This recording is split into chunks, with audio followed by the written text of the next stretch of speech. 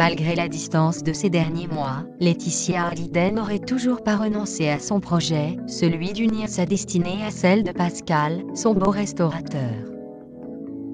Ils ne se seraient pas vus depuis février dernier.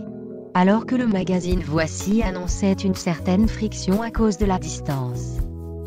Le magazine Ici rassure sur leur unité et affirme le projet d'une union pour la fin de l'année toujours au programme. Ce projet, la maman de Jade et Joie en aurait parlé avec des proches. Des discussions à ce sujet seraient quotidiennes.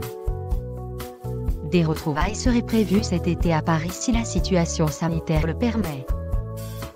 Occupé par son travail, Pascal B aurait renoncé à ses vacances à Saint-Barth. Intimité dimanche évoque de son côté les ennuis financiers de Laetitia Hallyday.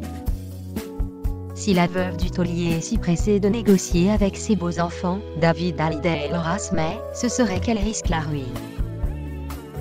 Dans le trust américain qu'elle avait constitué, qui est une sorte de bouclier fiscal, il était précisé qu'elle devait toujours maintenir son train de vie, elle ne peut plus le maintenir, est-il indiqué.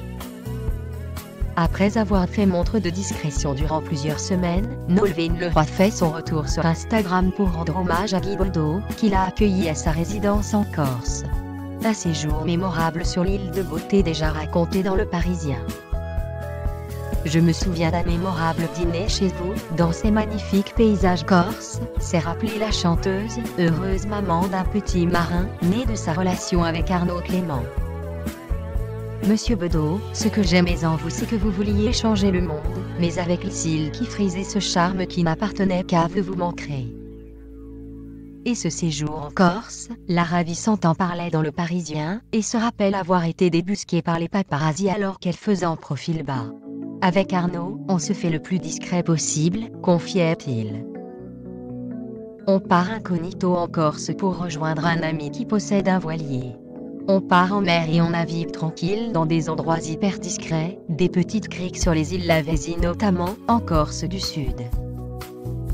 Mais à son retour à Paris, elle découvrait les photos de ses vacances dans un magazine pop. On s'était fait suivre pendant 10 jours,